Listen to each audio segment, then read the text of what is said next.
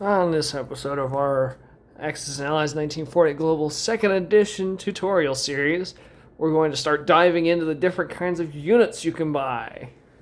First up is infantry. We're going to talk about their special abilities, their relationships with other units, why you should build them, and when you should build them, as well as what they're good at and what they're not good at.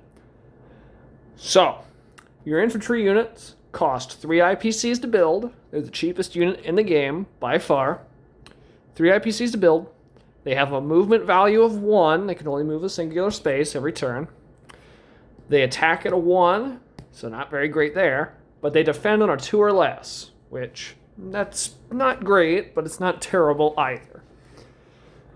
Infantry are your fodder units. Infantry are the units you want to lose first, mostly because they're the cheapest.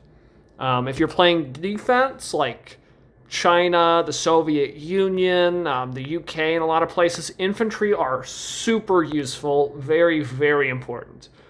They're far better on the defense than on the offense. Now, their relationships with other units helps them out a lot. In particular, this guy here, the artillery. For every pair of infantry and artillery you have, the artillery makes the infantry attack at a 2.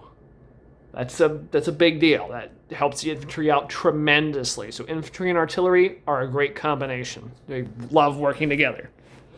This does not give them any kind of bonuses on defense, however, but they're already pretty decent on defense anyway.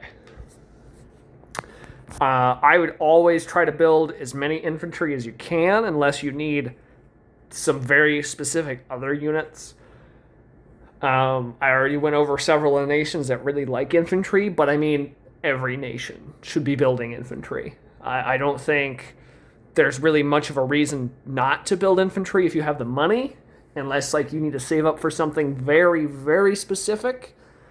Maybe it's like if you're playing Italy and you're trying to put down multiple ships on your next turn or something. But infantry are just super important. Infantry can be loaded into transports. They're the only thing that one transport can hold 2 of. Infantry are just a solid defensive-focused unit. You should have a lot of them. There's not really that much else to them. They're not super complicated. Don't get used to something this short for the units. They're going to get crazy complicated very quickly.